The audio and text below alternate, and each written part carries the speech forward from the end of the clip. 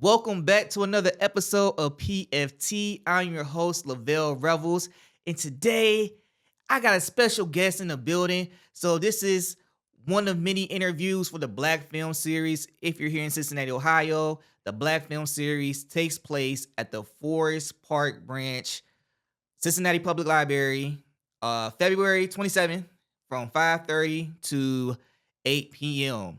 Yeah. Yeah, and so I got a special guest in the building. He'll be showcasing his film Jumper Guy here. Mm-hmm. So he's a award-winning filmmaker, Yep. co-founder of B3C, which Tell is it. Black Cincinnati Cinema Collective, Tell it. dedicated to uplifting Black voices in film. Preach. His short film Jumper Guy Yeah. won Best Screenplay at the Yeah. 2021 Cincinnati Fright Film Competition. Let me say that again. Yeah. Let me say that again. Yeah. So Jumper Guy won Mhm. Best Screenplay Yeah. at the 2021 Cincinnati Fright Film Competition. Oh yeah. And then also best cinematography as well. Hey, flex on him. Hey, Flex on him. man, listen. It's like, you just gotta put in the work and you gotta tout it. Yeah. And also, you can catch his podcast, The Report Card F and Film, where he reviews movie trailers. Yep. He reviews, he breaks down films Yep. and much more. Stay tuned for it. Yep. So so in case you don't know, I got Mr. Vernard S. Fields in the building. What's going on, Vernard? Man, I'm good, man. Everything is well in my world. How about you? Hey, I can't complain, Yeah. just living life, you know what I mean? Yeah. Just gotta be excited, you know what I Yes, mean? So, yes, but yes. enough about me. Yep. Let's start from the beginning. Yep. So every filmmaker has that moment where they had that first call, that first, Mhm. first, that's what I want to do. You fall in love. Right. So where did you fall in love with storytelling? What would you say that was that first moment for you? Gosh, I would say growing up in the 80s, to me, seeing a lot of these films such as Poltergeist, Gremlins, Goonies, like you name it, like those old 80s classics, I was captivated, man, like by the stories and by what I was what I was seeing, like, never ending story. And like, Okay. like they had a lot of films back then Oh, those that was classic geared, classics. yeah. Yeah. It was geared towards kids, like my Yeah. demographic. So it hit home for me. So like that was the first time I got bit by the bug, and I was like, dang man, like I got a story I want to tell. Mhm. Yeah. So you've mentioned growing up loving 80s classics like Gremlins, Yep. Never Ending Story. So Yeah. what about those films that sparked your imagination specifically? It was great storytelling for my childhood, but then I would also say even as an adult, like I went back and revisited those stories, those movies with my daughter, and to kind of see how it affected her the same way. I was like, yeah, it's like this is great. It's timeless. So for me, I think it was a lot of seeing myself on screen, and not about it being like black, but just being a child, like seeing those adventures. I was like, man, I want to be part of that, and my imagination taking me to distant places, and I was like, I want to tell stories as well. So I've always known that I wanted to be, since I would say the first grade, that I wanted to make movies. Yeah. So it's clear that your passion for film started early. Would you Yes. say? Very, very early. Okay. So, but turning that passion into a career, that's a difficult journey. So let's talk about how Yeah. you got there. It is. I didn't go the traditional route. I kind of What? went the backdoor route, where I didn't go to film school. Okay. I didn't have access. Well, take that back. I was going to say I didn't have access to a camera, but I did have access to cameras Okay. when I was younger, and I was by way of the church that I went to. They had a video audio department, Okay. and so So not to date yourself, but what kind of camera were they using? man, Do these you were like remember? old timey broadcast cameras. I want to say maybe Sony. Okay. If my memory serves me correct, I'm just trying to close my eyes and trying to visualize So those going like through the the process. shoulder you had to put on your shoulder. It was big enough to do that, but we Okay. had them on tripods. Okay. So like I had the experience of, at the age of 11, setting up tripods, Okay. setting up cameras, hooking them up, knowing what everything did on the camera, and then also wearing a headset and being told and given instructions on how to shoot. They was from the command center. They would be like, find somebody who's reading their Bible, or zoom in on this, or get watch out for headroom. That was the first time I ever heard of headroom. It was Yeah. like the space between the top of your head to the top of So, the so you're frame learning all this at church. at 11 years old. So that was my film school for me, and it was Okay. free. And not only that, when I say like hours and years, I was in church all the time every week. So I was running cameras during, like Sunday night service, Okay. sometimes Sunday morning service. I would do it on Tuesday night, Mm-hmm. and then I would come on Friday night. And each of those services, those ran at least 2 hours, at least 2.5 hours. So every week I was getting somewhere in between 8 to 10 hours of camera work every week for years. So, like, is that a program that's offered through the church, or was someone mentoring you during No, that? it wasn't a program. It was literally like a church department. Like we Okay. we actually was like running our service. It wasn't like, hey, you go through this program and you graduate or anything like that. Yeah. But it was something that I wanted to do, and then I Mhm. saw the opportunity to be able to get behind the camera. I just had a love for it. I just had a love for television. Okay. Well, let's fast forward a little bit. Yeah, All right. yeah. So at what point did you fully commit to filmmaking as a career, and what factors influenced your decision? I would say, okay, the factors that influenced my decision, I saw the writing on the wall, that this was going to be the future of consumption. Okay. Because I have a degree in graphic design, so I'm a fine artist. So before I can say that I'm a filmmaker, really I'm an artist at heart. So Okay. like painting, sculpting, working with clay, all that type of stuff. Like a I ghost have, story? huh? Like a ghost story? Ain't that a ghost story with the Oh, you nah, talking about Ghost with like oh, Ghost. Yeah, that's what Ghost? I'm talking Yeah, about. yeah. Yeah. I said a Yeah. ghost story because that's Yeah. a movie With too. Demi Moore, right? Yeah, Yeah, she Demi was Moore yeah. and Patrick Swayze and Yeah. Whoopi Goldberg. Yes. Yep. Okay. So yeah, like working like on like a pottery wheel, stuff like that. Like Yeah. I have that talent. Even like to this day, I don't use it. I don't Yeah. utilize it as much. It does come into play when I do storyboards. Like I'm able to pull out my iPad and kind of sketch out my ideas. But like I wanted to be a comic book artist. That was my thing because I felt like that film was out of reach. I didn't Yeah. see no clear path. And I wanted to tell stories visually, so I was like, I'm gonna be a comic book artist. So I would draw superheroes and make up my own comic books. So you'll create your own stories too? Oh yeah, yeah, Okay. always. So like yeah, the writing was on the wall, and I was like, you know what? There's no way that I'm gonna be able to survive as a graphic designer, but Mhm. I'm also talented enough to be able to do video work. So I was Okay. shooting music videos and stuff for my friends or whatever, and just bettering myself in After Effects, visual effects, things of that nature, and utilizing my graphic background to kind of help reinforce that because it was a strong enough foundation to be able to build upon. So it's like it's not like that I'm new to this. Yeah. I'm true to this, as they say, but I've been around doing this for a long time. So it's like for me to go and to join competitions like the Fright Film competition or a Yeah. 48 competition or whatever, like that's a way for me to be able to kind of test my skills and ability to see like if I still got it or if I'm sharp enough or where I need to like strengthen myself. So Yeah. yeah. Yeah. So a true artist at heart. I think you Oh left yeah. out one thing, man. What's that? I think you was The music? I yeah. knew he was Let's gonna talk. get to that. Okay, Yeah. all Come right, on. okay, yeah, Let's yeah, yeah. speak on it. All right, so that was also another love of mine that ran side by side with my art. It's my love for music, and I grew up in a household that was like listening to music all the time, and it was mainly gospel music. Like we Okay. didn't listen to like mainstream Yeah. growing up, but I did have an interest in it though. So like Yeah. seeing the music videos and stuff that was still kind of like bringing both of those worlds together, Mm. my love for music and my love for film.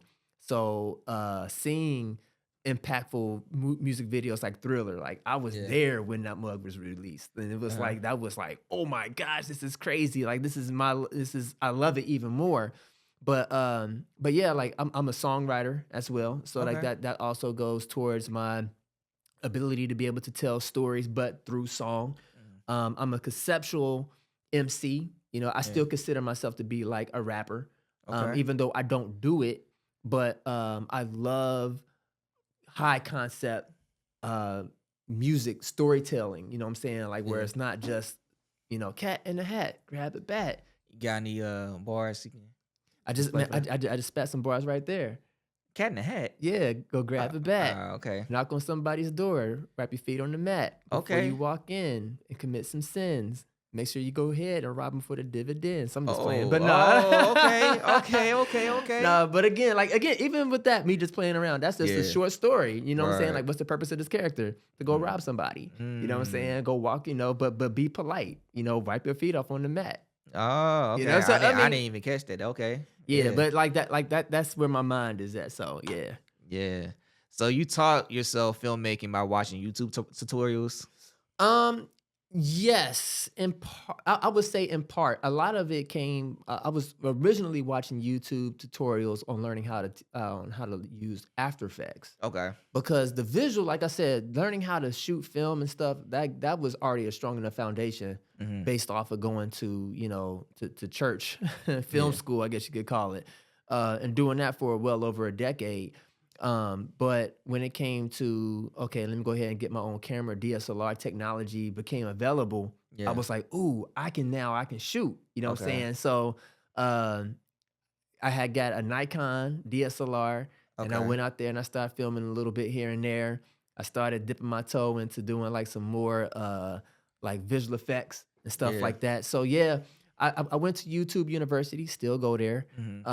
and I tightened up on those skills, Okay. tightened up on the knowledge, but nothing beats going out there and doing it on set in Yeah. real life. You know So, what I'm saying? so Applying you yourself. mentioned you went from like a Sony film camera, church, right? You Yeah. believe it was a Sony. Yep. So Sony. you go to a more modern camera at this standpoint, which is a DSLR Yep. camera. Yep. So I'm pretty sure you're looking at YouTube tutorials, seeing like, Oh my okay, God. Yeah. what The button like, settings and the yeah. lens settings, the light, like yeah, So yeah. like, what aha moments would you say you got from YouTube when you got your DSLR camera and transitioning in that period? Would you say? I would say the aha moments were frequent. Like I was always having a eureka moment, Yeah. because I didn't go into this understanding how the ins and outs of using the camera, the lenses, and the lights, and then being able to see the results of what people were doing. Yeah. And I'm like,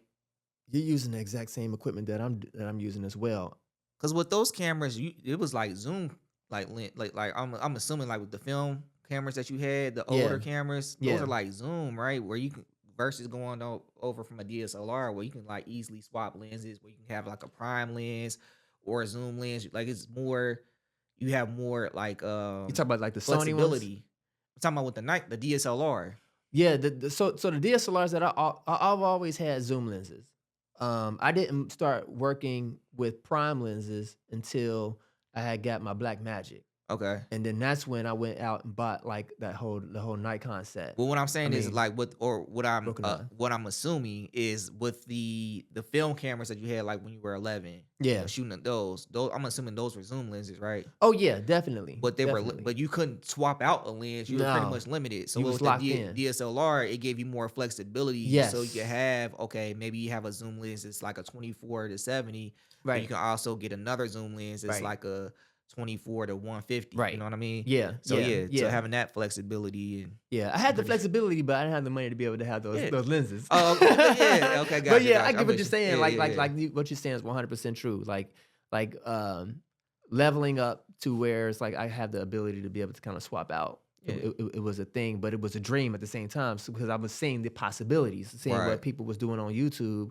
I'm like, man, like these people out here killing it, right, and I just don't have the finances to be able to move beyond. right. Because like I can say for me personally, Film Right was probably one of the Oh biggest, man. yeah, one of the biggest like YouTube channels that made me say, oh, I can do this too, because Yep. they were shooting on DSLR cameras and making it look like cinematic movies. Oh yeah. And they're like, Yeah. hey, I shot this on like a Canon 70D or something like Yeah. that. And Yeah. it's like, what? And it's like, how much is that camera? Okay, I can save up and it's affordable and it's accessible. Right. And I'm Right. thinking you have to have 10,000, twenty Oh. thousand Mm-mm. in order to get that cinematic look when it's pretty much like in your wheelhouse. Like you can really do this. Oh You know yeah, what I it's mean? tangible. Yeah. It's within reach.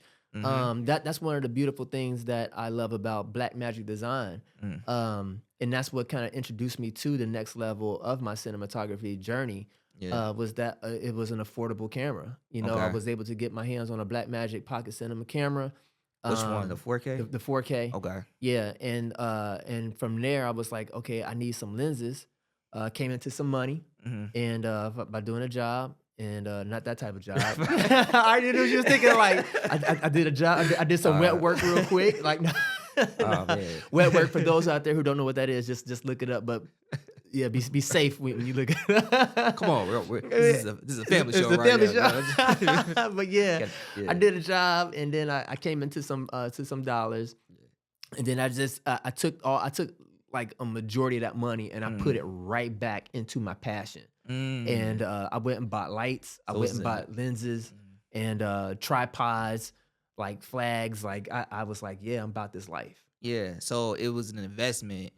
Oh, for sure. Yeah. It's Yeah. not spending money. That's the way I always kind of talk. I'm like, you know what? I never spend money, you Mm. know, and to be honest, it's like I never buy anything. Like I Right. never invest. I invest in these items to be able to get a return, Yeah. but the people who pay for it are my clients. Yeah. You know what I'm Okay. saying? Speak on It's it. like because but well, that's the mentality that I often hear is when people say, "Oh, I can't afford that."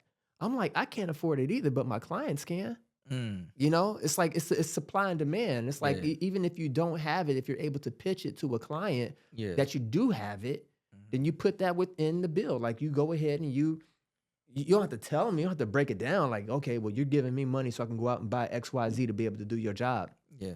to do your work. That's none of their business. Right. So, like as filmmakers, we have to turn our mentality off from spending to, like you said, you're investing, and then not it being, oh, I can't afford that. No, you can afford it. Mhm. It's your clients are the ones that's buying it for you. Your clients are the ones that provide you the lifestyle that you want. Mm. It's just how bad do you want to present yourself out there to be the guy that can give them what they need. Yeah. So it's either is this a liability or is it an asset? So you Yeah, are able to invest in yourself where it can be an asset for you from a profit yeah. standpoint, where you can do what you want to do, but also make a living out of it as Oh well. yeah, yeah, Yeah. man. I'll share quickly with you when I had first got my Black Magic Pocket camera. Mhm. Um, somebody needed someone who had that camera, Mhm. and I was like, I got one. They was like, I'll pay you $1,200 just to use it, so I don't have to shoot. Just show up with the camera, put it on a tripod, and just look over the camera. That's it. $1,200. That's The how ca- much the camera yeah, costs. right, Yeah. exactly. It paid for itself. You know Yeah. what I'm saying? But if I never had made that investment up front, Mhm. then I would have never had that job opportunity and the many other ones that came after that. Mm. Well, that was like really fortunate, but it's probably Yeah. one of those blessings that led you into that direction as well to get as Yeah. Yeah. I also. feel like that when you make moves, for those people who are religious out there, some people may say God, some people say like the universe, but however Yeah. you want to cut it up, when you take the proper steps, the other side, the supernatural side will step in and be able to start make ways for you. And then and beyond just whether we recognize it or not, it's like when you put forth energy into the universe, it's going to return back to you tenfold. Mm, You just got to believe and you got to stay consistent and make the right moves. for sure. Yep. So you cited Wes Anderson, Edgar Wright, and Quentin Mhm. Tarantino as inspirations. Yeah. So what is it about their work that resonates with you? Would you say? So Edgar Wright, to me, he displays originality. He's not afraid to come out and say, you know what, I just got a new fresh idea, and this is what this is how I'm going to execute it. And he does it in such a way to where it's brilliantly done. I mean, like you look at Baby Driver. I don't know if you've ever seen that film or not. No. Yeah, go Is that watch what is that. that with Jimmy Fox? Yeah, Okay. yeah, Yeah. go watch that. It's I seen a really, little really bit of it. good. Yeah. Yeah. Hot Fuzz that he's done. I recently just watched last night in Soho. Um, What? Soho. Okay. Yeah, nah, that What's it- it ain't that type of. This is a wholesome show, yeah. but yeah, but yeah, I just watched that, and that was his stab at creating like a horror film. And aside from just doing like these zombie ones that he does that are more comedy based, but um, like he inspires me with the creativity. Oh, he did one of my all time favorite films, Scott Pilgrim versus the World. Love that movie. That's one of my easily top 5 films. Closest to it being ever we seen an anime adaptation or a comic book adaptation that's like a manga adapted to the screens ever so perfectly. Quentin Tarantino. I love his like the way that he writes his dialogue. Like sometimes people say, "Oh, show it, don't say it." But this guy, he knows how to do both masterfully, to where his dialogue is written so well to where you're just captivated with just a conversation. Like he'll sit there and have a 10-minute, 10 pages of a conversation on one topic. Most people would sit there and be like, "Oh, that's breaking." Like, no, you don't ever do that. Like, but he's such a rule breaker, and I feel like I'm a rule breaker as well. I'm like, no, I'm gonna do it because I want to, and I'm gonna do it so good. You're not even gonna pay attention or be like, "Oh, that was horrible." It's good like that. What was the other person that you mentioned? Because I'm thinking of Tarantino, um, and I also mentioned oh my bad. We gonna edit it. Oh, no, I'm just playing. So Wes Anderson. Wes oh my Anderson, yeah. gosh, Wes Anderson. How could I forget? Wes Anderson, man, he has such a quirky way of storytelling. Um, and it's his style. Like he found his voice, and that's what I admire about him. It's one thing to be a filmmaker, Yeah. but then it's another thing to be like a trailblazer while you're being a filmmaker, to where people emulate you, where people copy off of you. Yeah. I'm not there yet. Like I haven't found my voice where if it's done visually, it may be through story. I don't know. But Well, what steps are you taking in order to find your voice? to Or find my voice, I think that only comes by way of stepping off the beaten path and not being afraid to try things that aren't commonly done, or mixing two things together that you probably should not, to be able to say, "Oh, this is interesting, and I think that it works." Mhm. Like for example, um, a lot of films and stuff that I see, uh, the way that they shoot. How often do you see a Dutch angle being used? what's a If okay, so for the audience members is not yeah, what's a Dutch angle? so a Dutch angle is like typically a camera is level. You know Okay. what I'm saying? Like it's level is zero. It's at zero in the middle. It's perfectly balanced. Hmm. Dutch angle is when it's tilted and the camera is pretty much taking a scene and tilting it on its edge, using that as a form of storytelling. So like if you have like two people in a room having a conversation, Yeah. and they're both level and your camera's level, Mhm. that means that they're both equal. But you can visually have the exact same dialogue that's happening, but if you tilt the camera, Mhm. you're showing dominance. Now, this person that's closer to the top is looking down on the person down below. Mm. And it's another way of being able to, again, visually show it without having to say it.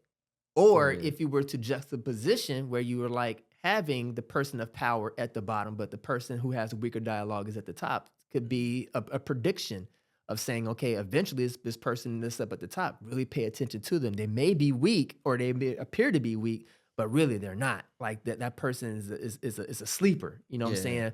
So it's like things like that can help a person find their voice, because if Yeah. it's like, imagine being able to masterfully use Dutch angles Mhm. throughout your whole film, where the whole film is not even like level. It's like a majority of it is like at a tilt, or it's like at a very weird angle. You might find your voice, that way. Mm. That's interesting. Yeah. Yeah.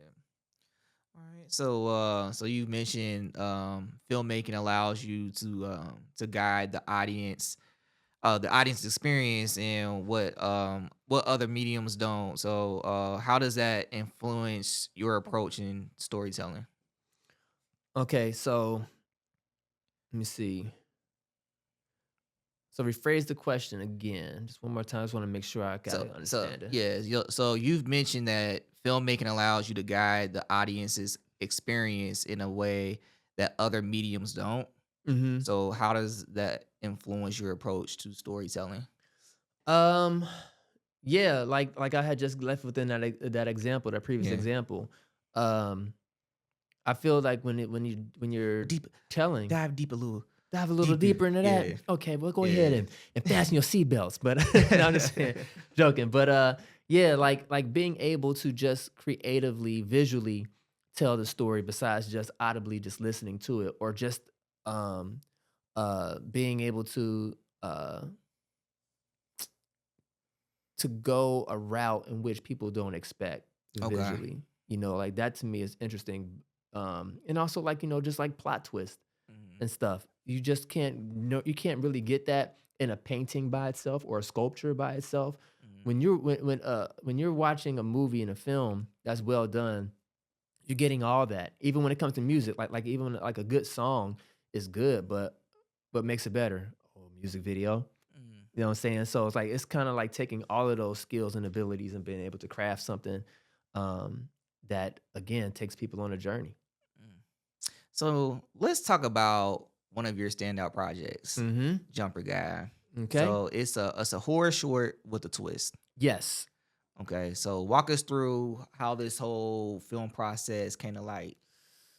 Yeah. So I wanted to partake in a competition that was called the Fright Film competition that was in 2021.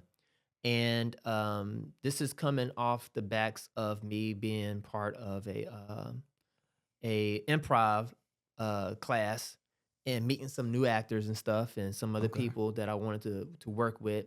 And they were like, "Yeah, I'm down." And so I put my money up and I invited people to come out. So you I put had a all so you invested your money yeah, and that was just yours and no yeah, one split yeah, anything. Okay. yeah. So I did. I was like, I wanted to be hands on with the whole project from like start to finish. Okay. In the various different departments. Um, they gave us So some prompts and stuff so why did you want to do that? because I think overall I am a producer, Mhm. and a producer has to have a wealth of knowledge. In my opinion, a great producer has to have a wealth of knowledge on a how a film is created from like start to finish. Okay. And then I think the an edge that a producer could have is to be able to do all of those things. Mm. And that's something that I learned over the years. But this time around, I was like, you know what? I want to involve other people in the process. So I was like, I'm gonna get a cinematographer, Okay. somebody else to shoot it. And if you're wondering, like, well, how did you win best cinematography? Yeah. Well, that person fell ill, and midway on the first day of filming, they were like, "I'm out. I just can't." And I was like, "All right, cool. I'll just carry the rest of the film from there." So I was directing as well and filming. Um, But is that a difficult task to do, direct and film at the same time, no, or? no, it's easy for me. Like for me, I actually prefer it. I'm probably the last person you want to I'm probably one of the last people that you wanna be like, "Hey, I see you got an idea. Can I shoot your film?" Mm, Because chances are, I was probably writing it already in my mind yeah. to shoot it or to Right. store because I'm also storyboarding as well. Yeah. But that time around, I was like, you know what, I'm gonna give it off to somebody else because I felt like it. It was Yeah. like I was like, I don't, not that I didn't feel like or I was incapable. I just want to give other people an opportunity and a chance. That and it also gives you an opportunity to grow as a director because Yeah, you're not wearing so many yeah, hats. yeah, So yeah. I could say, from my experience, I would Hmm. rather just direct because I Okay. feel like, that gives me okay, that's all I need to worry about. I don't have to worry about, camera angle. Oh, okay. And Yeah. then, cause now Uh it's like huh. okay, I can strictly focus on directing the Yeah. actor, making sure everything is cool. Hmm. I got a DP that I can trust Yeah. that's gonna capture my vision, Right. and that Right. makes it a lot easier process for me from a mental standpoint as Yeah. well. You know what I mean? Because having that many hats can be exhausting. You know what I mean? Like you said, you Absolutely. the producer, you're also the director, Yep. you're also the camera person, you're Hmm. also the DP, you're also making the And don't storyboards. be acting. Yeah, yeah. You Yeah. act in that film as well? No, I didn't act in it. Okay. I Yeah. I You had a did a cameo. voiceover though, didn't you? I did a voiceover and I had a So cameo. okay. See, yeah. So you did. You Yeah, I did guess you could act. say I So act in it. Yeah, yeah, yeah, yeah, I yeah. did. So now, Yeah. so you also act in the film as well. So you know what Right. I mean. Right. You're wearing multiple hats, and I'm sure it's fun. I But love it. yeah, I love it. Like I look at that. Like there's a couple of directors out there that I look up to who pick up the camera. Um, Zack Snyder. okay, So he directs, but he also you see him behind the camera. yeah. And James Cameron. Hold on. Directing it and also doing the DP. Yeah, Okay, okay. I'm with you. I'm with yeah, you. so, yeah. Okay. So it's like they call them director DPs. Okay. You know, you got some director writers out there. I just happened to be the triple threat in that scenario for Jumper Guy, where it's like I was a writer, director, and DP. And for me, it's like when the story is kind of like in my mind, Yeah. and I already kind of see it, I don't have to necessarily worry about sitting down with someone to shoot it, how to pitch it, how to direct it, or whatever, because it's already there. And I also I edited the film as well. So it was like Man. I already knew Yeah. like how it was all going to come together, so I didn't have to. Right. Do you feel like that?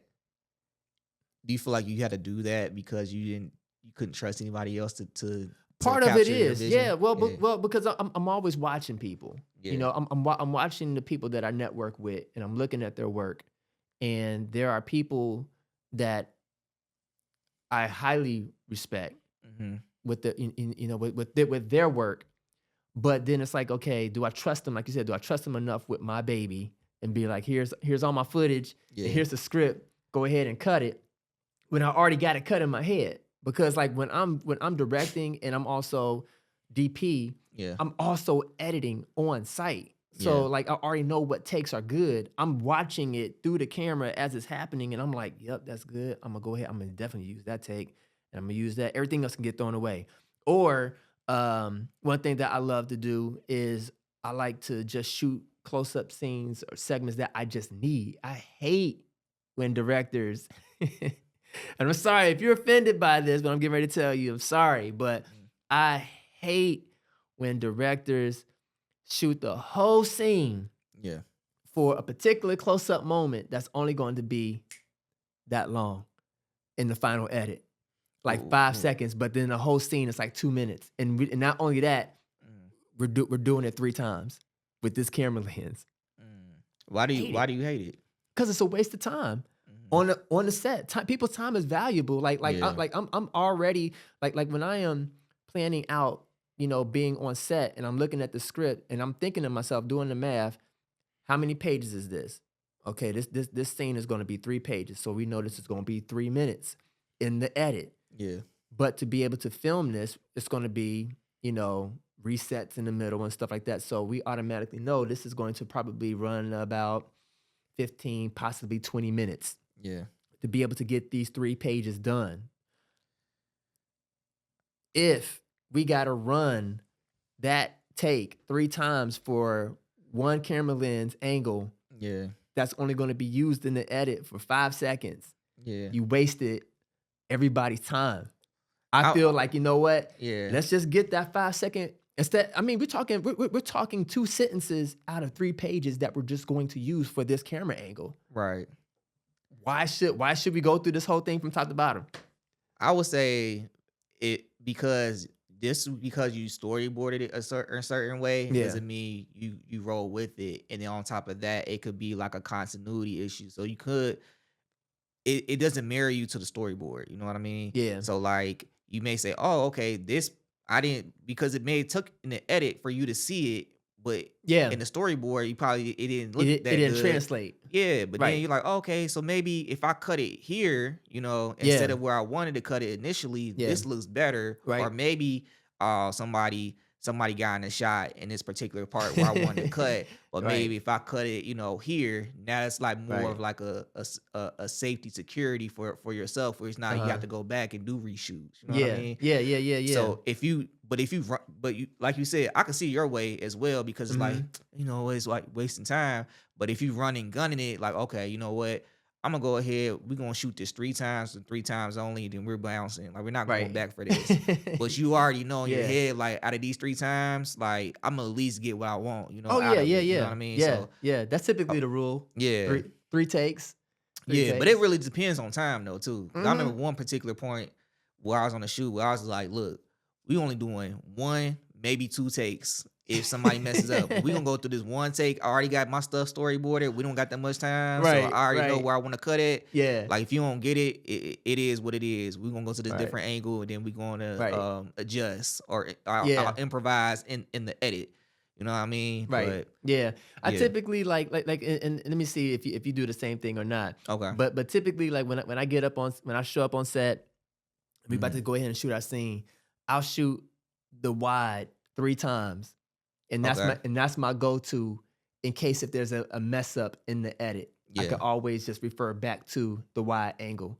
And then when I Yeah. start doing my close-up, the closer I start to get, depending on how important a person's role is in the scene, Yeah. that's when I start to I start to shorten, I start to target like Yeah. particular lines that need to be said or a particular type of look or a Mhm. response or a reaction. Like I'm not about to just rest my camera on somebody's reaction for, Yeah. somebody who's, acting out to a particular scene and do 3 takes of it. I may do 1 Right. because it's like, you know what? It's good to have as far as B-roll to be able to shift it around and have some wiggle room, but I can't see myself doing like 3 takes of somebody just reacting to somebody else Yeah. acting just because I'm like, I need to get the perfect reaction. It's like, nah, Yeah. it ain't that serious. I would probably like I'll do the wide maybe like 1 or 2 times, depending on like how long the particular scene Yeah. runs. But question for you, I'm gonna throw it back at you. All right. Do you shoot your wide first or do you Always. okay. Always. I always shoot my wide first because Okay. because that allows me to be able to see um how the continuity Mhm. needs to flow.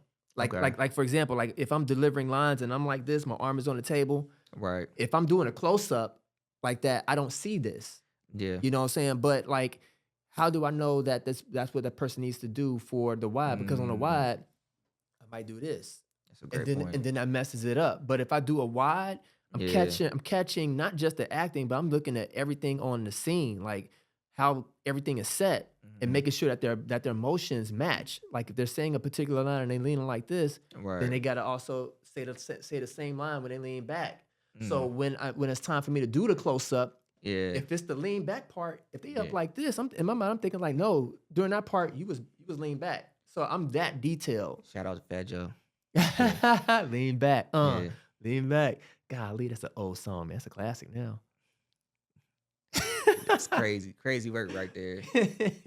But yeah, But man, yeah. you taking us to school right now. I appreciate that. Oh I, man. I would I would say, yeah, you have a very solid point, but also Mm-hmm. sometimes, and that's why it's important to have a good script supervisor Yes. on set with you to Yeah. catch those, little intricacies where it's just like, or those little small things to keep the consistency, right? Yeah. Yeah. Yeah. Because when you do that, like as I mentioned, like when you're doing multiple roles, Mm-hmm. it's you're only stretched so thin Yep. where it's like those little parts you can easily miss that. You Oh know what I yeah. mean? Like I share one with you, a major one. A lot of people Okay. didn't pick up on this, but my mom of all people did. She was watching the short that I did with Super Just Super, and it was a Okay. major mistake in there. Major, huge mistake. Okay. And that mistake was if you go back and you watch that film, first of all, go watch it, Yeah. check it out, and then see if you notice what the mistake is. And then pause the video right now, because I'm about to go ahead and give you the spoiler as to what the mistake is. Then Mm. come back. All right, you're back. So here's the mistake. If you're watching the film, you remember everybody gets beat up Yeah. and they're laying on the ground. Mm-hmm. Where did they go? Everybody got beat up and they're laying on the ground. Yeah, Didn't one person I know one person got tossed in the air and they came right? down, right? Yeah, yeah. Oh, so they just vanished. Right. My mom Okay. was like, where did the people go? Oh yeah. I didn't really Because they walked away. yeah. You know? But what you did, which I think was excellent, is that the story I think was so good. We didn't even like Pay attention to it. Right, Yeah, we right. were more focused on the drama between the guy that's on the ground Yeah. and then the Yep. heroine as Yeah, well. yeah, So yeah. like, okay, this we caught. I'm eating my popcorn. I'm like caught up in the drama. Like, okay, what's gonna happen next? I didn't even think to think about, okay, Yeah. where's the other people at? Yeah. You know what I mean? Yeah. Yeah. So that's a like good- so like it's like script supervisor, but at the same time, yeah. being able to storyboard that out, but also Mm. understanding as a director it's the importance of having a community to be able to bounce the scripts off of to be like, hey, you probably would have read the script and been like, okay, so where did the people go? I Yeah. would have been like, dang, great point. And that Yeah. wouldn't have been a mistake. But So have you ever shot something without a storyboard? yes, I have. I've shot plenty of things without a storyboard, but a lot Mm. of the times, I kind of already have it like in my mind. But trust me, storyboarding once you do it one time, it's Yeah. hard to not go Th- back to it right. again because it just makes it so much easier. for everyone. Oh, yeah, Yeah. definitely. And I did. I storyboarded for Jumper Guy, and I actually went a step further, and I created an animatic. You familiar with what an animatic is, right? Well, that's like an animated storyboard, I'm assuming. Yeah, Okay. yeah. It's an animated storyboard, and what it is, and I did the rudimentary approach where I took my storyboard angles and I just put them into Premiere Pro or your editor of choice, and then I had the table read. So Mm-hmm. the table read, I got that on video, and then I took the table read and I stuck that in for the audio, and then Okay. I just put my clips above whoever was talking, Mm, and then I exported out, and then I watched it yeah. to see how it felt. And I'm just like, okay, like the pacing is good here versus going in completely blind, because that's like to go in without a storyboard is like going in without a table read. Yeah. I could tell you one of my secrets. What I do. All So right, what do you do? I do something very similar, but I'm Yeah. gonna plug in the software that I use. So I use a software called FrameForge. And Mm-hmm. FrameForge allows you to pretty much like I could take a picture of this room right here, Yeah. and it has so many assets that you can use where you can like pretty much like recreate this Mm. entire room. So Wow. now I I already know like okay like how the wall is right there, that white wall. If I Yeah. had like that leaf or that plant that's right there, Yeah. I can put that. I can put somebody right there, and I could like change my angles, You're and right. have that already. Like, okay, this is where I want to cut to here, Uh-huh. and I can use still shots, and I can do Okay. that. And on top of that, what I'll do is I'll take those still shots, print them out, put them in Premiere, which is Mm-hmm. the editing software that we Yep. use to edit films. So I'll put it in there, and then also I'll use AI technology, so like Yeah. 11 Labs, and I'll type my script out, and I'll Yeah. find like different, whether it's a female or Yep. male, I'll find different voices, and now I'll recreate a storyboard. It's not animatic. I could make it animatic if I want to, but it's Mm-hmm. too much time. But it's pretty much still okay. I'm gonna Yeah. focus on this particular shot. All It's right, the where I same cut, thing. yeah, It's and then animatic. when I do, I take it a step further. I export it as an MP4 file, Yep. and I'll send it to my cast. I'll send it to my DP and say, hey, this is how I want it to look. So now everybody has an idea Yeah. of how it looks and the feel and everything. Right. So it makes it a lot easier Yeah. for Yeah. everyone. And I Yeah. would even go to kind of add in there like the power of AI today. Mm. Really, there is no excuse for people to not go into filming on set prepared. Yeah. Like you can like use stuff like Shot Deck. Like Mm. Shot Deck. Listen, let me tell you like one of the things that I do. I'll go into Shot Deck, find a clip, Mhm. an image, and then I'll upload it into Midjourney. And then I Okay. have Midjourney do a recreation of that scene, not of it acting out, but just what that clip looks like. And Mhm. then being able to kind of get an idea of how to light it, because then you can tell it like, to light it a little bit differently. But it definitely helps out with, or I should say, it beats me necessarily having to sketch things out if I don't feel like sketching Mm. at that time. And I want something a little bit more of a finalized look, and I use that as motivation. Mm. Okay. Well, let's switch right back to Jumper Guy. All right. So Jumper Guy won Best Screenplay at Yeah. the 2021 Yep. Cincinnati Fright Film Competition. You also said Best Cinematography as well. So do you feel like winning these types of awards, does that give you like any like validation, or does that Mm. like help you like what I mean? Give you Yeah. that Is it count? extra within the community, like a flex, kind of like what, I want best screenplay for this and best cinematography. Do I walk in and feel more, I guess, like What? at a higher pedestal, Uh-huh. or does it, what does that do for you? I say personally, I don't know, man. I feel like cause I don't go around Hmm. touting it like that. I don't go around being like, yeah, I'm an Yeah. award winner filmmaker or whatever. Yeah. I kind of like let my work speak for itself, and then the work that I Okay. do within the community. So I feel like that my validation comes by the work that I do community wise, Mm. but the awards that I win for like the film work that I do, like it's fun to go to like the award shows. Yeah. Even if I don't win, like when I don't win, Mm. on the inside of my mind, I'm thinking to myself like I got y'all next year. Not Mm. I'm about to go in, I'm about to go in my bag, and Yeah. I'm about to really put in that work because I like to win Mm. personally. And when I win, I take, as you can see, my awards is up there. You know what I'm saying? I got My stuff sitting up there. I ain't got it on no shelf Bruh, behind me or nothing I'm like gonna keep it a that. bug with you. I don't see nothing up here. You I don't don't- you don't you don't you don't see them skeletons up there? That's okay. That's the fright film. Okay, The I see fright that. film, Okay, yeah. it's behind the bags. That's why I didn't see it. Yeah, But yeah, yeah, yeah, okay, yeah. So okay. yeah, so it's like But the way you said it, you made it seem like you had like 15, 20 different man, awards. I'm no, looking I up got here about like no, I I got see some lotion. I see a box of tissue. I right. see I see pop cans right here. Those are that's what I see. No, I'm just but kidding. yeah, no, like for Yeah. real. And yes, it's like I do get recognized by my community and it Mm-hmm. feels good to be appreciated. Mm-hmm. I don't look at appreciation the same as validation. Okay. Because you could be validated but not appreciated. Yeah. I would rather be appreciated and not be validated necessarily by way of winning awards. Yeah. Care less about awards. Yeah. I'm here for my community, and the winning is for me. Yeah. You know, it's not for I'm winning because I want to get applause and pass on the back for you. It's like that's for me. And you know what's interesting that you've also you also were the producer of the 48 hour film in Yes. Cincinnati. Yeah. So I asked a filmmaker this. I'm gonna ask you the same question. So how do you feel about film festivals and film competitions personally for you? What's your Personally, thoughts? I have not entered any film festivals except for Independent.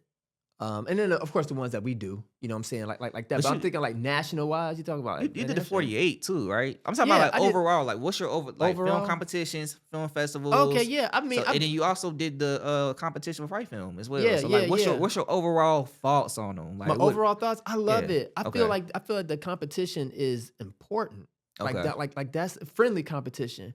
Yeah, Of course you can, you know, if you want to, if you're the type of person that hold a grudge on the inside, that's cool. Yeah. But don't be out there talking about some. I hate them. I'm slash their tires, man. They beat me. I'm a Nancy Right. Kerrigan, their ankles. You know what I'm saying? Like, you know, don't go that crazy. But yeah, as far as like, you know, for me personally, I love it. Like, Okay. like if you and I was in a competition, my attitude would be like the same as for you. yeah. I'm about to beat the socks off of this dude. Like, I'm about to come out on number one. Dang. But I will also tell you this too. yeah, At the same time, in these competitions, it lets you know like how my heart work. It's like if somebody's like, man, I need a camera Mhm. or I need a light or I need this, and I'm like, yeah, go ahead and use my stuff. yeah. You know what I'm saying? Because I also understand the importance of trying to elevate people. Yeah, You know, and even if it's not fair, how can I make it fair? You know, so it's like if I have access to a particular type of camera, and I know that that's going to give me a look that's better than everybody else's that's going to be entered in. If somebody asks me, that's part of the competition, man, can I use that camera? Can I borrow that camera? I'm gonna say yeah. Why? It's like why would I withhold an experience from someone because of the sheer fact of I want to win, I want to be on top. Of course I want to win. Of course I want to be on top. But it's not only by way of the camera.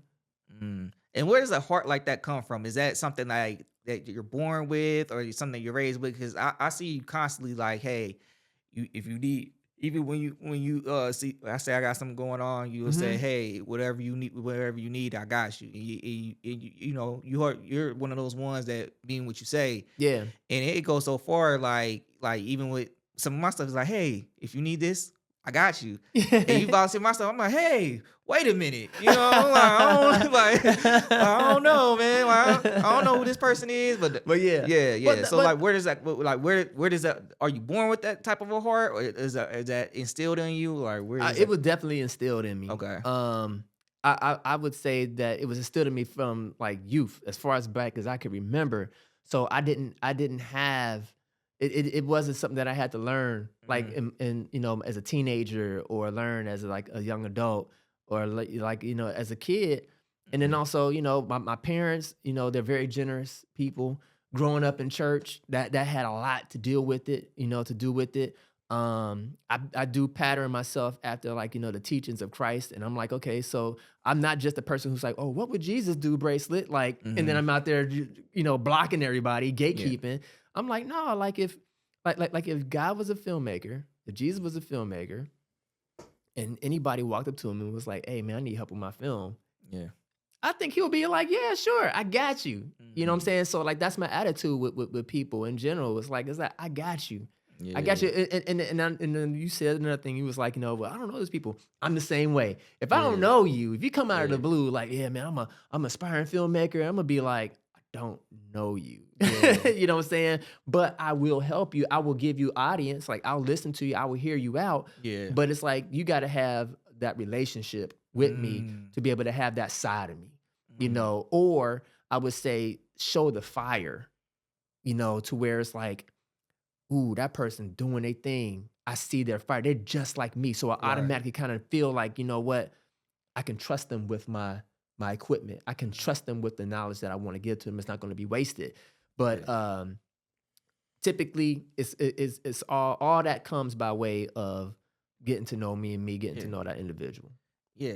So speaking about getting to know you, come out to the Black Film Series February Yes. 27th from Do that. 5:30 to 8 p.m. at the Forest Park Library Branch, Cincinnati, Ohio. Yep. It's gonna be dope. Get to know Bernard Fields, and if you're an aspiring filmmaker, Yeah. build that relationship with them, build that network with them. So hey, maybe you're starting off and you Mm-hmm. need a camera. Build Mm-hmm. a relationship with him, and Yeah. if you guys hit it off, he'll be more than welcome to Yep. help you out to further your career. So that's Yep. definitely something Yeah. that you should strongly consider. Yeah. Yeah. Alrighty, so one more thing about Jumper Guy, and then we'll move on to the next topic. All So right. actually, we're just gonna look at the first 2 minutes of Jumper Guy. Okay, let's do it. All right, ladies and gentlemen, that's Yeah. Jumper Guy right there. Go check it So out. yeah, so definitely come to the Black Film Series and check this bad boy out. And so what was the whole shooting that whole entire scene at night? What was it? What was it like in that particular aspect? So I know you said the light generator. Like, how did you make all that come to Yeah. fruition? So I was able to borrow a generator from one of the actors who was in another scene that's later on. His name is Jordan Graff. Shout out to him. But yeah, being able to get that generator was clutch because we was out there on a back street, found this street out there in Forest Park, and Yeah. it was perfect. It didn't have really no traffic at all. Mhm. It had the look and the vibe that we were going for, and I just needed some moonlight. So Okay. yeah, went out there and put that bad boy up in the sky, plugged in the generator, and then I was like, dang it, that mug is loud. Gotta do ADR for this one. But yeah, it was Yeah. and it was kind of cold too. Yeah. It was like in September, I believe. Oh no. Yeah, it was September when we was filming Okay. that. It was like the first or second weekend of September. Okay. And it was Yeah. cold. Yeah, man. At night. Well, because it's Oh like yeah. Okay. yeah, Night. it was at night. And the thing that I really wanted to do, the original Mm. script idea was supposed to be raining. Mm. So I was gonna build like a rain machine and everything. Dang. But it was like so far back in the road, it was like where am I gonna get water from? And I was looking for like a water tank and pressurizer, all that type of stuff to be able to try to make that happen. But I'm glad I didn't find it because it was just too cold. Yeah, you had the fog machine out there. The Yeah, whole the fog nine, machine, man. Look, man, Yeah. like I love the whole process of filmmaking, and it's like when I go in to compete, man, like I really like pull out all the stops. I'm thinking to myself, like, high end production. Was that your fog machine or did Yeah, it you? was my fog machine. Okay. Yeah, Yeah. yeah. So Gotcha. Well, I can't let you get out of here without talking about B3C. okay, So let's talk about B3C. let's talk about it. So beyond your own work, Mm-hmm. you also been instrumental in the building of a filmmaking community. Yes. B3C. So what was the driving force behind creating B3C? So the driving force behind creating B3C was the fact that I had a lot of friends, people of color, Black, Okay. that were filmmakers that when I would talk to them, I would bring up Mhm. names and they would be like, I don't know who that person is. And I'm like, Right. what? That's crazy. I would talk Mm. to somebody else and I'd be like, yeah, have you heard of such and such or whatever? Who's that? And I'm Mhm. like, that's nuts. So at the time, my mentor, and still is to this day, Alfonso Wesson, Okay. Zoe Wesson, I reached out to him and I said, you know what? I was like, I got an idea. I want to create an organization that's called Film Diversity. That's the original name of B3C. It was called Film Diversity Cincinnati because I didn't want it to come across Film as it diversity. being, That's yeah. Yeah. I didn't want to come across as it being like this is only for Black people. Yeah. Okay. That this was for a community of people who will come together to discuss and to help support and foster a community that would support Black content. So that Mm, would be more appealing for people who are not Black, whether they're Indian, Asian, whether they're white, doesn't matter. They mhm. can still become part of this community. It later changed on the first day of the meeting to Black Cincinnati Cinema Collective because Zoe was like, no, we should change the name, man. It should be Black. You know what I'm saying? Like pro Black. And I was like, at first I was like, I don't know, man. But I was like, all right, let's go with it. And it stuck. Uh, It grew on me. But to make a long story short, uh, I told Zoe about the idea. Zoe was like, I don't know, man. He was like, people in Cincinnati, they move a certain type of way. And I don't know if these people going to want to. And I was like, Zoe, just give me an opportunity and I a can't let you just chance. skip over that. So like, what way would you say, or or what How did I? how would you interpret that when he says people in Cincinnati move a certain way? Well, it was more like, there's no sense of unity within the Black community Mm, for to be working together. Like people are mm, all about self. You know what I'm saying? mm, Where they just, if it ain't about them, yeah, then they ain't there.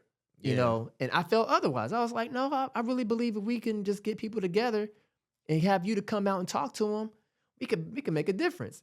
And he told me, he said, mm, V, he was like, he said, if you can go ahead and bring the people together, I'll do it because of you.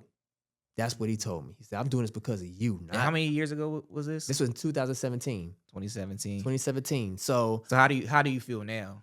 how do I feel now? Yeah. So do you feel like, because it's kind of like giving me like Malcolm X, Martin Luther King, views a little bit. Who's MLK? Yeah. Who's You'll be MLK. You know what I mean? Like no Yeah. offense to Zoe, No, but no, you know what no, I mean? no. Like, but It's that's the fitting. It's like fitting. okay. He is. You'll be He is. Professor X and he's Magneto. You know? So like what view? Because I feel like you both, want to see We black work. you want to see Black Yes. people succeed, but like Yes. is that as a collective He's more are we militant. okay. He's definitely more militant than I am. And So who was right? I'm more forgiving. Who was right? I think that we were both part of the same coin. Yeah. And we were able to land on the third side of the coin. Okay. Because I believe there's no two sides to a coin. There's always a third side. I got you. And in some miraculous way, when the coin was flipped in the air and it landed standing up on the third Mm, side. And the okay. power of the third side of the coin is that it touches both sides. Mm, okay. That's what I'm saying. Dropping gems right now. You know what I'm I saying? feel it. But yeah, like that's how I looked, or I look at Zoe and I's relationship. Mhm. But I also, before I even approached Zoe, I approached Silas. Yeah. And I told Tibbs. him, Tibbs, Yeah. yeah. And I told Silas about the idea. I pitched the idea to him. And he was like, yeah, do it. I'm on board. Do it. You know how Silas is. It's Yeah. like, just do it. And so I was like, cool. And I did. I Yeah. reached out to Zoe. And then the rest, became history. I put it out. This was on the last week Which of Silas September. Tibbs is also showing his film at the Black Yes. Film Series as well. I just wanted to Yeah. plug that in. since Yeah, you brought good. him Yeah, out. yeah, So, yeah, yeah. Rightfully so. And so, Attrition. yeah. Shout out. Yeah. Yeah. Oh, yes. That was a great production too, as Yeah. well. But yeah, like we had, I had approached Silas with the idea. That was like the last week of September. Mhm. I called Zoe up like the next day, or maybe it was that same day, and he said okay. And then I immediately was like working on getting the branding together, in which I didn't have much of anything, but I went on to post it up on Eventbrite. Mhm. Didn't know what to expect. I was pushing and promoting on Facebook. Didn't know what to expect, except I saw people was like they was interested. They was like, oh, that sounds interesting. And then I was expecting like maybe like 10 people to come out, but it was more than 10. It was like close to like 18 people came Mhm. out at the first meeting, which was in October, and then the rest was history. Like we had we had the second meeting in November, and it doubled. Like the people came out. Mhm. And then the next month we had we didn't have a B3C meeting, but what we did instead was we had a Christmas party. So we was out the gate like, hey, we out here celebrating. So we had like a Christmas party hangout. That was a blast. And Mhm. then the following month we had another meeting, and it was too big. We had so many people, we had to move locations. So we was close to sitting around like 40 people, 45 people that came out, which was amazing. Whoa. And then flash forward a few months, and we entered in the 48 hour. In Mm. the 48 hour, when we had that meeting, it was so big. We had 3 teams that we had to separate into Three teams? that came out of B3C. Oh, 3 wow. teams, and that was the first time that the 48 seen that many people of color come out Yeah. to their kickoff. Oh, And wow. I wish you could have been there to see the look on the faces of the people that was already in the room. They was looking Oh, like, I can only imagine. man, bro, listen, like it was like weird, like who dropped these people off? And it was like, no, we been here. Wrong choice of words. Hey, listen, listen, but I'm just imagining that's what the thoughts Right. were in the room. Somebody when was thinking that they were thinking Right. to themselves like, "Yo, like, is this like a film community? Like, Right. a charity case situation? Like, no, we Yeah. filmmakers too. You know what I'm saying? Right. And we came and we showed up, we showed out. We had a lot of Mm. nominations that year. We had won an award. I want to say was it Alicia Lee? I think she won Best Actress that year. Okay. We took pictures, we posted it up on Twitter, and of all people that left a comment that liked it, didn't Mhm. even leave a comment, liked it was Ava DuVernay. Whoa. Ava DuVernay gave it a heart. She saw Mm. it, She and saw it, yeah, she gave it a saw it. heart. So I was like, at that time, I was hyped. Like, what? Like Yeah. Ava saw, and it's like she sees that that there's something that's happening in Cincinnati. Right. And I think that's the power of B3C is that, if we continue with our consistency Yeah. and not letting up, like how Kendrick Lamar didn't let up on Drake, then we can have the whole world singing. Why Drake catching strays? Yeah, that was just all. Yeah. But I get what you you're catch my saying. drift. Yeah. It's like listen, it's like we already winning. It's like Mhm. continue to keep stomping out the competition. Yeah. I'm very competitive, Yeah. but I'm a friendly competitor at the same time.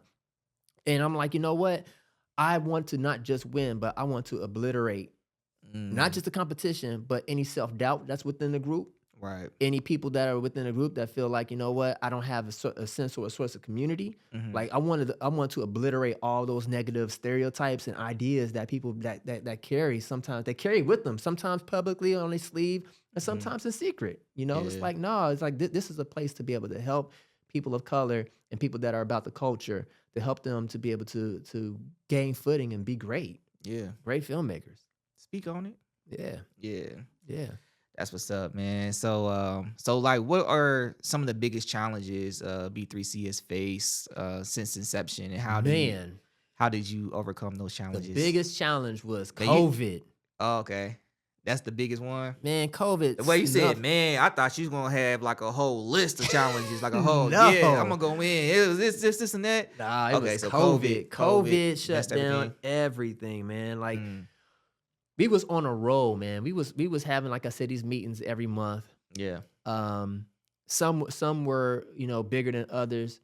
One of the challenges that I learned during that time where we was having like this major drop off with attendance was that we have to make this inclusive for everybody that's part of the filmmaking process. Yeah. This is not about this meeting that we're going to have this month is focusing strictly on sound design. Mm-hmm. Everybody's not into sound design, Right. and then we got people that are about sound design that don't care nothing about acting. Right. They just want to be like, you know what, I'm here for sound, and that's it. So the lesson that I kind of learned from that was that this should be more focused on networking, and then letting the people. It's like building a platform and a space for people to come and to feel included, everybody, and then Yeah. the individual conversations that pop up will naturally occur because then it's like those sound people will find each other, and then Yeah. they'll be able to find those directors or producers can find those sound people because they're there because it's a networking event.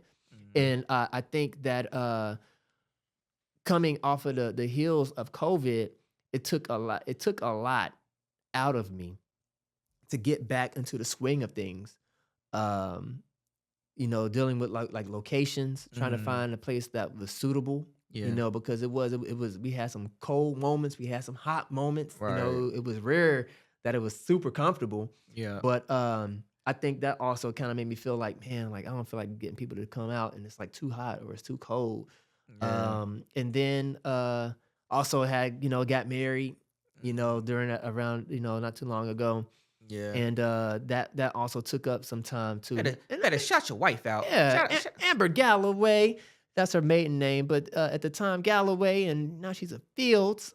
So Amber Fields, that's my lovely Fields. leading lady. She's Yeah. also the leading lady in Jumper Guy. So in case you're wondering, like, who is he talking about, man?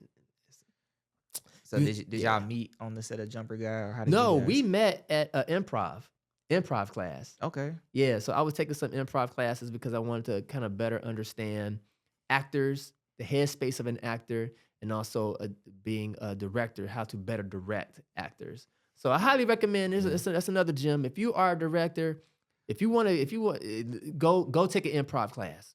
Just do Mhm. yourself a favor and go take an improv class because it will definitely get you out of your comfort zone if you're not that type of a person, number one. But then number two, you also be able to see and be around actors and get in their headspace and then be able to learn from the instructor on how to better direct or alternative ways on how to direct. Mm. Yeah. Improv class. Improv class, man. Go to improv class. Go to improv class, and you might meet your wife. Right, exactly. Get linked up. Yeah. Got some of the jewelry on my Dang. finger. Flex on it again. Flex on it Bam, again. bam, That bam, thing bam, bam, bam. shining. Man, That thing listen. shining, boy. It's trying. It's trying. No, it's doing this thing. But hey, you gotta see Mm. my wife's finger though. Bling Yeah. bling. Every time I come around that corner. Bling bling. So, how has B3C helped Black filmmakers in Cincinnati, like as far as like connect, collaborate? Yeah. How was it B3C able to accomplish that? Would you say? Listen, it's all about getting together in the same room and just talking. Yeah. It's that I mean, that's what I sum it up. I mean, there's no magic twist to it. There's no other formula besides just get people in the room together and it will create itself. Yeah. And that's the power of it being genuine too, because it doesn't have to only be when you're having these B3C meetings. Yeah. People have continued relationships outside of the meeting, Mhm. even during a time when B3C was quiet. Yeah.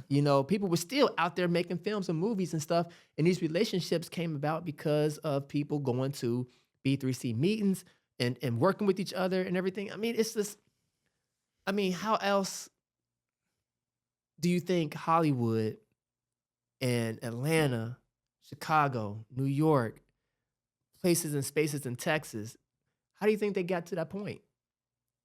It's not the location, Mhm. it's the people. Yeah. And the people that decided to get together and work together collaboratively. Mhm. Hollywood is not made by individual filmmakers. It's not. In Atlanta, it's not made by individual filmmakers. It's not. It's Yeah. like Tyler Perry. Tyler Perry's studio would mean nothing without the people there. He's just Yeah. the one that created the platform and said, hey, all is welcome, basically. Yeah. And that's how I feel about with B3C. It's like, people was waiting. Yeah. And I was like, I'll step up to the plate. Cool. I'll create the platform. Yeah. And here you go. It's like you can't take a horse to water, and make them drink, but at least you can Right. present it. Yeah. And so it's like without excuse, people cannot say in Cincinnati, where are the Black filmmakers at? Yeah. I don't know where anything is happening.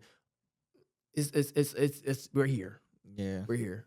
Yeah, and I can speak personally. When I was part of some B3C projects, in particular Game Night, when I came out and I did Mhm. the behind the scenes, it was just like, hey, I'll help out do behind the scenes. But the way that I did behind the scenes, I wasn't, expecting to do it the way that I did it. Yeah. And then also receiving the praise the way that I did it as Yeah, well. man. And then by doing that, that also developed relationships where I got to talk to some of the members one-on-one, B3C, and they like my work and say, hey, can you shoot I got a project going on over here. Can you help Yeah. shoot this project or Yep. whatnot? And then, we have our meetings. I'm able to talk to different people and build different relationships and everything like that. And I still keep in touch with these people and work with Right. these people Right. to this day. You know what I mean? So like, Right. thank you for that. Thank you Yeah, for B3C. And that's what the beauty about B3C. Keep it going. You know what I mean? Keep Yeah. it going. Even when we get through those rough patches, even if it's like 2 or 3 people showing up, you know what I Oh, mean? yeah. Keep it going, and Yeah. more people going to show up. For They sure. are, Yeah. man. And speaking of which, at the time of, gosh, let me see, how many tickets? Last I checked, it's like only like 7 or 8 tickets left. Out of 100? No, out of 40. Out of 40? Okay. Out of Let's 40. yeah. So right now we are sitting at a total of, it looks like we are sitting at 34 tickets. Free tickets, mind you. This isn't like something where it's like, oh yeah, you gotta pay money. No, this is free water Okay. that's being presented to people, and they just gotta come out and just show up. That's it. Just show up, make it work. So what's your vision for the future of B3C, and how do you hope it continues to impact Black filmmakers for years to come, would you say? Okay, so the future of B3C. A lot's happening even right now when it comes to setting all that up. We work very closely with Syndependent. Okay. What's independent? Syndependent is an organization that is founded by Allison West. Shout out to her. Okay. And she puts on a film festival, and it's a international film festival. Movies, films come in from all over the place. She doesn't put on a film festival. She puts on the film She festival. puts on the film festival here in this region. It probably in the state, I would say, maybe. To be honest, you might be right. You might be right. Like, I would have to do some research because Cleveland is a big town as well, probably bigger than Cincinnati, that does a lot of filming because they got like a really great tax break up there going on. But I would be surprised if they don't have a film festival going on up there. But like Syndependent, it has the name. It's like well executed, beautifully done. Man. I seen the talent pull up on limos. Man, yes. Photographers coming out, red carpet. Yeah. Like they had like at least like 10, 15 photographers just clicking, just outside, just outside of the building. Just alone. Outside, man. Yeah. And then Allison you walk, is dope, man. and the venue they had, and the way she put it together. Yep. Talking to some of the vendors that she used and how she was able to utilize them, and how you had your podcast situation there too as well, and then seeing other people, going live talking. It was like a non-televised award show. I would say the way that it was brought together. So I mean, it seems like she's doing it bigger and bigger each year, or the independent team as well is doing it bigger and bigger each year. So I cannot wait to attend this year and see what's new. Right? Yeah, man. I'm gonna have to pull you in on those conversations because again, like I said, B3C has been pulled in as like one of 3. We have Outreels is another organization. Okay. And then we have Women in Films is the other organization along with B3C that kind of comes together and helps support. We're like support columns for Syndependent. Like we got this event that's coming up here for the Oscars event, and I'll be there. When is that? That's going to be on March 2nd. Okay. March 2nd. Tickets are still on sale. There's tickets are flying out as well, so that's good. Hoping to see more people from B3C show up to that. But we are also providing. I don't like the way you did that. Listen, I had to let them know. I'm putting it out there because listen, I hate it when people be like, man, it ain't nothing to happen, ain't nothing going on, or it's like, no, it's all things it's a lot of things that's happening. You just got to get out of your comfort zone. Comfort zone meaning thinking B3C only. I'm 100% B3C, but at the same time, I'm like, man, reach out. There are other organizations out there to be able to network in, and it's coming together. So we are going to be having podcasting there as well. Oh, really? Yeah. So I mean, we'll talk more about this off camera. Okay. You know what I'm saying? I'm always down. So Yeah. Exactly. Whatever you need. So yeah, like it's gonna be a blast. But Fresh Film Talk. Yep. In the Independent Oscar party. Oscar party. Yeah, that's what I'm talking about. It's gonna be dope. It's gonna be dope. Yeah. But yes, I am thinking that the future of B3C is going to grow through affiliations. Okay. One being even Sundance. I really believe Sundance is going to come to Cincinnati. Okay. In 2027. Yeah, heck yeah. Because it's like they're looking for diversity.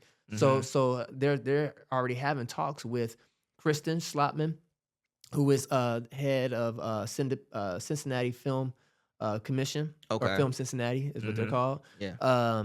And reached out to Zoe because they're saying like, Oh wow. yeah, because they're like, hey, Zoe got that much weight? Zoe got pulled, and dude lives in Chicago, That's crazy. still got pulled. You know what I'm saying? Dang. And that's like I respect it. You know what I'm Yeah. saying?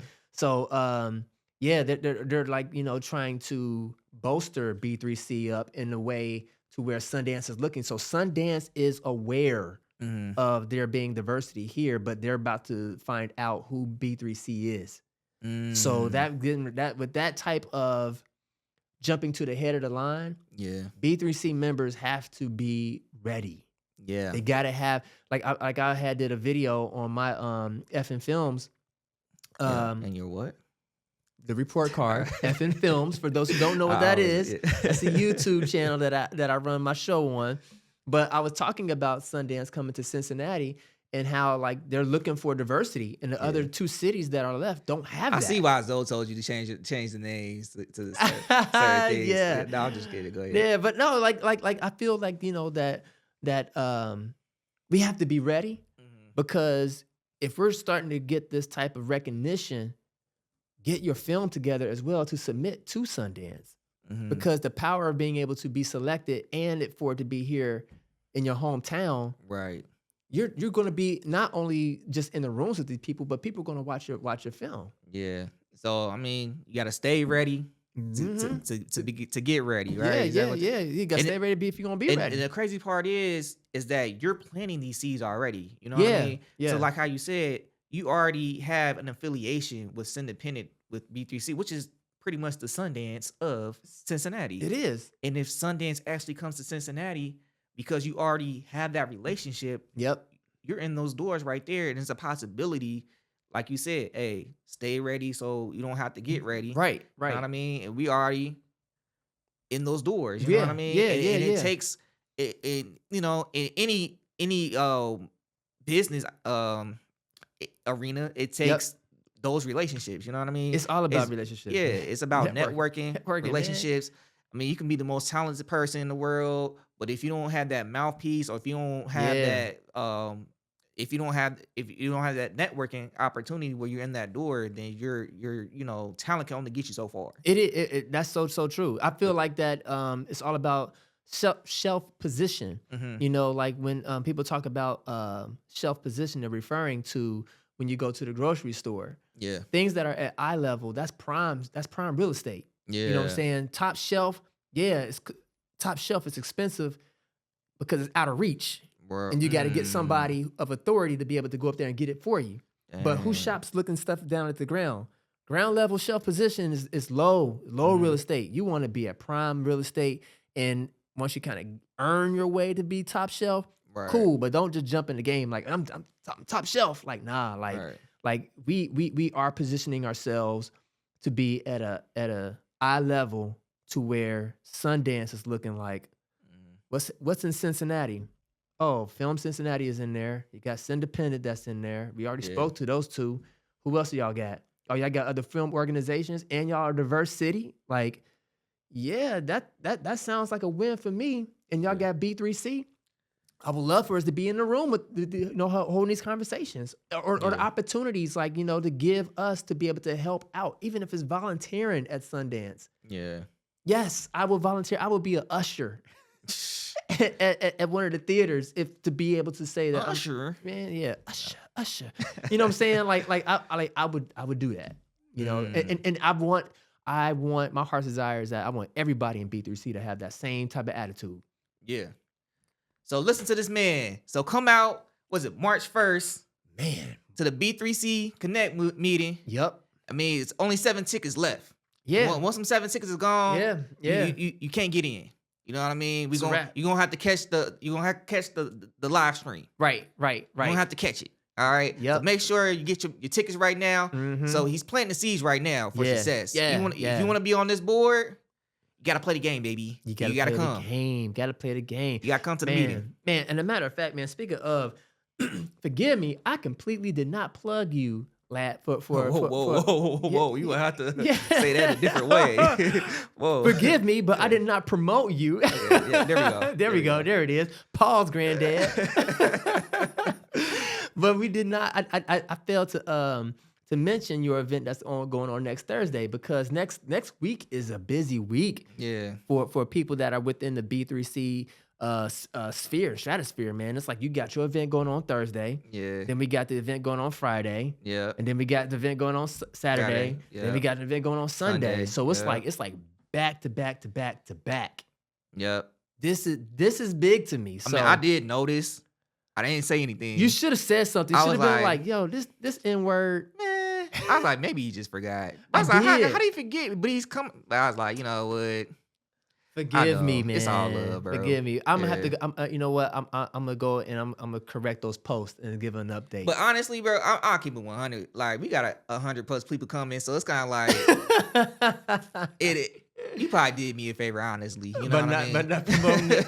Whoever says that, like, who said, "Hey, you did me a favor by not pushing my program"? Man, we be in there wall to wall, like. But you know what though? That's what you want though. You know what I'm saying? Because think about it Yeah. this way: of the Well, we 100, recording the event too, and it's like, yo, you know, bumping my elbows, dog, bumping my elbows. Like, I gotta, you know what I mean? So like, but nah, yeah, it's a no, good, we it's a definitely want good that to problem. come. It's Yeah, definitely a definitely good problem want- to have. Definitely, if Yeah. you plan to attend the event, definitely come. I'm not Yeah. saying don't come. Yeah. I'm just saying. Hey. Yep. So be out there and make it happen. You know, if you're in the Cincinnati, Dayton area, Covington area, Yeah. come out to. But you our know what's crazy events. now that you brought that up? So our last event that we had someone come all the way from Louisville. So we're gonna have gift cards, so raffles and all that. So Okay. definitely, if you're coming, there's a Mhm. possibility you may walk out with some prizes. Yep. But back to the story. So we had this person come up from Louisville on our Yeah. last Black Film Series. Yep. And she actually won the gift card. It's a $25 gift card. Wow. But, you know, that helped. But she came for the love. She probably even know we were doing that. You know what I mean? Right. But she came for the love of filmmaking all the way Yeah. down and wanted to network. She Yeah. wanted that so bad. Yeah. And then ends up winning a What gift card. You know, yeah. That's dope. That's that- what happened at the B3C meeting. Remember that one woman who won the Netflix gift card? Mhm. She was just showing up just to support her boyfriend. Oh, wow. She Now was like and she won. I'm like, you know, it's like you just never know. And I Yeah. am giving away another Netflix gift card next week as well. So because Yeah. you know the prices went up. They're talking about $25 Like, for the top tier Netflix experience oh. a Oh, month. for real? Man, I thought it was yeah. already $25. No, it's like 21. Oh. 21. But Oh, okay. yeah. Yeah. Anyway, that's a whole nother topic for Now she could watch Beauty in Black Part 2. Man, oh, don't, hey, listen. That she like, I came here like just watching regular TV, down mute, watching Beauty in Black Part 2 for the next 3 months. Ah, man, it's gonna be good. It's gonna be Yeah. good. It's gonna be a great experience, man. So Yep, yes, sir. So before we close out here, so like what's next for you? I know you mentioned the B3C and all that. Mhm. But I mean for you personally. personally, what's Or next for me? yeah, outside of B3C, just what projects you got, you know. And I would I know say you like got- the biggest pressing project right now is is getting the studio up and booming. You know what I'm saying? Because this spot is small, but I'm grateful. Yeah. I'm grateful, but I really am trying to give us an opportunity to be able to like grow and expand and to spring out something that's new. You know what I'm saying? Yeah. Like we do. We're in a very blessed position to be able to do this. And let me flex on this real quick. Yeah. Look, we got six cameras in here. Man, And 1, 2, 3. yeah, 4, 6 cameras 5, in here boom. right now. We're not even know, using all of it. We're just right, using just and it- 3. Right. And they're all 4K plus. Yep. Yeah, 4K plus. So we got 6K, 8K, 10K, Yep. 12K. 12K, man. Yeah, Listen, man. We got it. Yeah, so got it. whatever you need, we got it. Yeah, and then we got the Sure Mic microphone podcast, like Man. microphones with the P pop stopper on there and everything. Yeah. Like we listen. That's the next big thing, man. Yeah. Is to get this space filled to the point to where we can't do this. All right. And we had to go to another location and do that while this is Yeah. being used. You know what I'm saying? Absolutely. So I would say besides that, um, trying to get my mind right for the summer because I wanna shoot something. I'm not I feel like I've been getting pushed to say, "Hey, you should Who? shoot a feature," and Oh, I'm okay. just like, Dang, you beat me to the like, joke. yeah. Go Like ahead, tell the joke. no, I was gonna say who pushed you to the edge, but you said you want to see the feature, so now we know what you're talking about. But yeah, Yeah, man. yeah. Like, no, like, yeah, man. People just like, hey, you should shoot a feature and stuff, but part of me is still saying, like, you know what?